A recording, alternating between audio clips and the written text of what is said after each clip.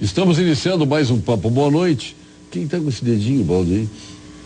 É antigo. Está nervoso. É antigo?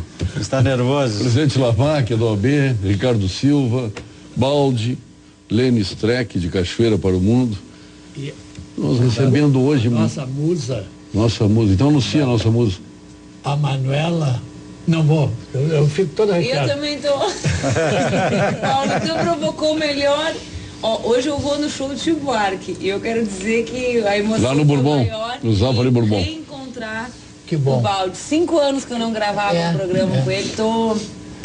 Mas tu sentiu alguma falta nesse tempo, não? Nossa, eu gosto muito de discutir com quem diverge de mim. Quem nos enriquece, nos faz pensar. Viu, Lene? Bom. Tá vendo? Realmente, é uma postura de pessoa inteligente, porque o concordismo não leva a nada, né? Não, o Baldi me ensinou muito, Paulo. Imagina que eu comecei a debater com ele, eu tinha 22, recém-eleita. E já ganhava dele com 22 anos. Não, ele me fazia pensar, né? Ele me provocava com o negócio dos Estados Unidos. E o pior é que esses tempos eu fui participar de um simpósio em Harvard e me lembrava do Baldi me dizendo assim: quantos prêmios Nobéis tem os Estados Unidos ele trouxe em física? Essa história ele repete sempre. Lembrava dele. Dia após dia, semana após semana, ano após ano. 5 anos que não vê ele. Ele já deve ter repetido quantas vezes essa história? Certo. Não, ele atualizou os dados. Não, ele atualizou os dados agora. Tinha dados de 5 anos atrás, agora tem dados atuais, né, Baldo? Mas presidente Lamáquia. Lamáquia. O que está havendo com o nosso presidente nacional do OAB? Em que sentido? Que sentido? Não, para isso.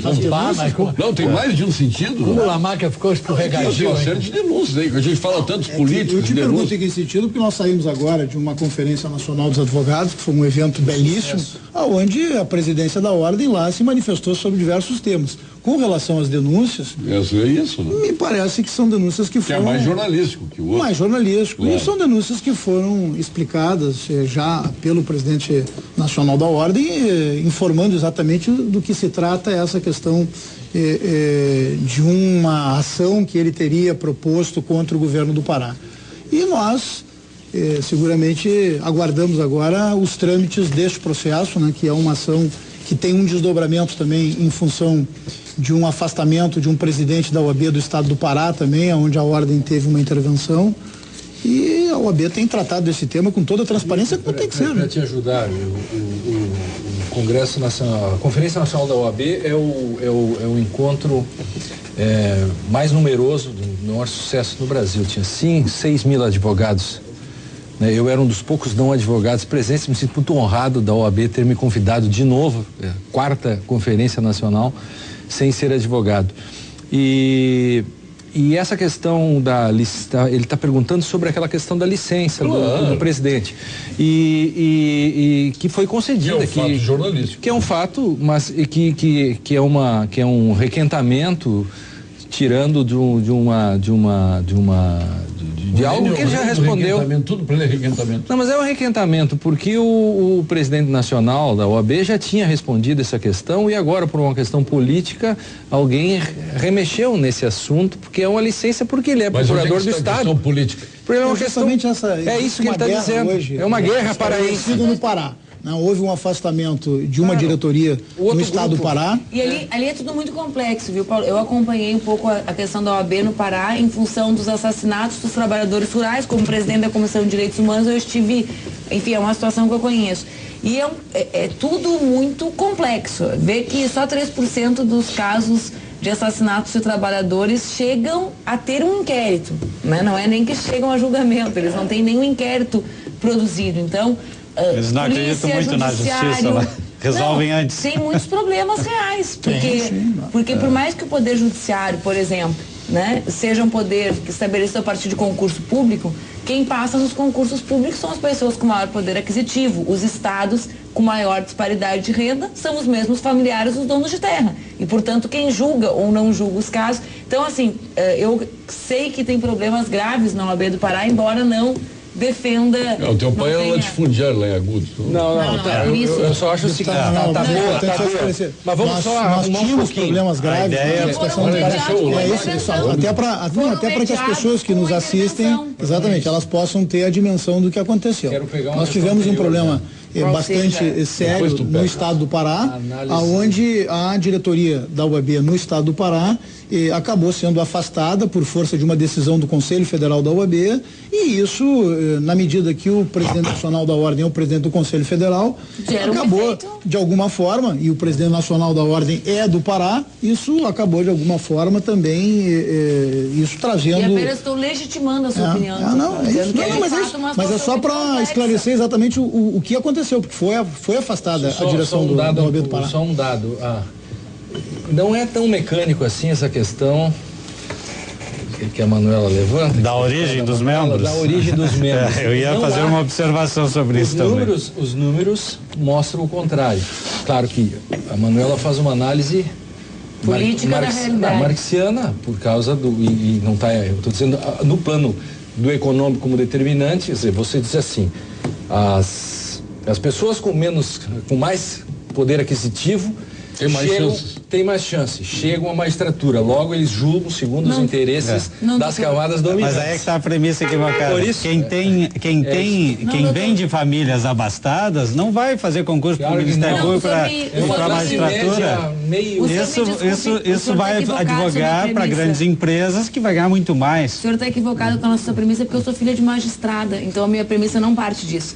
A minha premissa parte de quem conhece e quem defende a intervenção federal nos casos lá, porque, por exemplo, hoje não há nenhum advogado que queira advogar, porque os advogados são executados. Porque os juízes que julgam são executados. Ali a terra manda e mata, né? Assim, as listas da Comissão Pastoral da Terra sobre advogados, é o lugar onde os advogados mais são executados ainda no país. E de fato, quando nós pedimos, são das classes mais no estado do Pará, quando nós pedimos a intervenção federal, um dos motivos é porque vários magistrados têm relação, é um caso concreto, não foi uma generalização sobre o país e nem sobre o judiciário, foi um caso concreto de uma opinião. O senhor imagine para mim, como filha de magistrada estadual, pedir a intervenção do Judiciário Federal num estado, né? Não foi algo que eu fiz de maneira impensada e nem por nenhum viés ideológico, senão por ter ido ao Pará e ter identificado. Por que não julgam? Por que em 20 anos só 3% dos casos chegaram? Porque a polícia tem problemas e não monta os inquéritos, e porque o Judiciário não julga. De todo modo, quem chega na magistratura e no Ministério Público hoje, nos estados da federação, é aquilo que, numa linguagem de esquerda, se pode chamar de mentalidade pequeno-burguesa que chegam lá. Isso. E eles, quando chegam lá, aí sim, eles acabam pegando um imaginário, aí reproduzem. Isso é... Pega a Justiça do Trabalho, por exemplo, é sempre contra o patrão. Porque aí se instaurou um patamar que é menos ideológico e mais pragmático o problema do estado do Pará, na minha avaliação. Ele é menos ideológico. É focado no Pará. Eu me referi só a isso, como o caso da OAB lá, né? Eu acho assim, quem não vê, não acredita. Nós não estamos trabalhando no judiciário, isso, quem não vê, não acredita. A questão da justiça do trabalho repete um problema histórico no Brasil, assim, em 30 segundos. O velho é uma espécie de socialismo processual. E esse nome é verdadeiro, que é do Anton Menger e o Klein, que foi ministro da Justiça do então primeiro-ministro Klein na Alemanha, Anton Menger, e que usava o processo como um modo de restabelecer ou de corrigir as injustiças da lei. O juiz ficava como protagonista. Isto foi sendo extremamente perigoso, né? Isto foi sendo repetido, passando pela história, e chega no Brasil tardiamente. Quando chega no Brasil tardiamente, a Justiça do Trabalho é o locus privilegiado. Por quê? Porque como você tem uma sociedade de classes com poucos direitos trabalhistas, quanto mais, na medida vai se formando essa mentalidade no sentido de fazer correções ao sistema. Por isso que os juízes do trabalho acabaram, grande parcela, fazendo, digamos, uma espécie de correção da sociedade, um protagonismo que acaba, às vezes... Eu só faria uma observação, Lênio, no ponto quando tu disseste poucos direitos trabalhistas. Nós talvez tenhamos hoje um excesso de direitos trabalhistas que prejudicam o emprego. Isso é outra coisa, eu digo prejudicam. Não esquece que nós somos uma democracia jovem. Se nós tivéssemos talvez menos encargos sociais na relação de emprego, contribuições, menos parcelas para fiscais, talvez nós tivéssemos mais emprego, maior empregabilidade. Porque hoje o empregado ele custa, se alguém contratar um empregado por R$1.000, a pessoa tem que ter no caixa, na sua carteira, mais 1.100. Ou seja, então, quando você contrata alguém por 1.000, você não tem que ter 1.000, você tem que ter R$2.100 para pagar. Mas é o custo. Só que isso não beneficia diretamente o empregado. Essa é a distorção e essa é a injustiça. Porque o empregado leva a fama, mas ele não se beneficia. Como é que você sustenta uma máquina? Como é que você sustenta a ideia de Estado Social ou uma máquina poderosíssima, como é a máquina pública, e eu falo de dentro dela, que é uma máquina poderosa, uma máquina pesada, e que o Brasil vai chegar um momento que o Brasil vai ter que pensar no que ele vai fazer, porque toda a Europa, na ideia do antigo welfare state, o Estado Social, está voltando atrás porque o Estado ficou pesado demais. Chega de fazer festa com o dinheiro dos outros. Deve ser público. A Alemanha está quebrada com o seu sistema social. Há um momento Mas o debate é sobre o que se onera, doutor, me desculpe, porque nós não precisamos onerar a produção. Esse é o debate. Né? Nós não precisamos basear os direitos sociais no setor produtivo.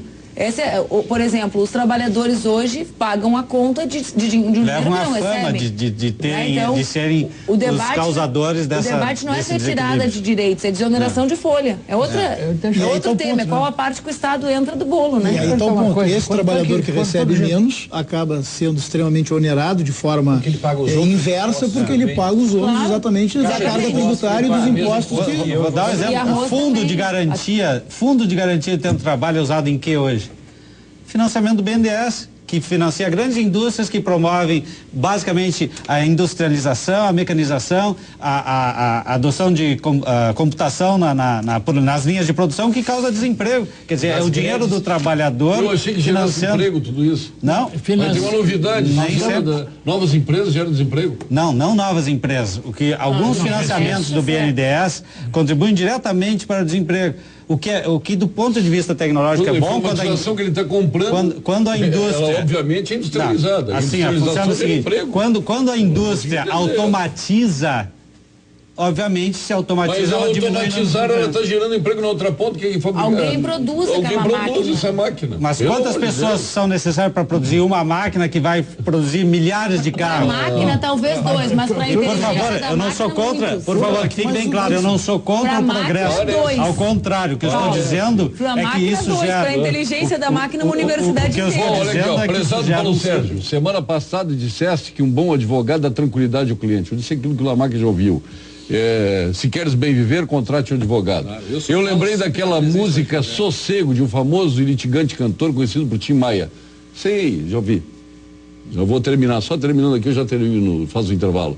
Sebastião Rodrigues Maia, ele não comparecia a alguns shows e nunca foi a audiência alguma. Colecionou mais de 300 processos judiciais em que figurava como réu. O gordinho cantor dizia sempre tem que ter 3 advogados.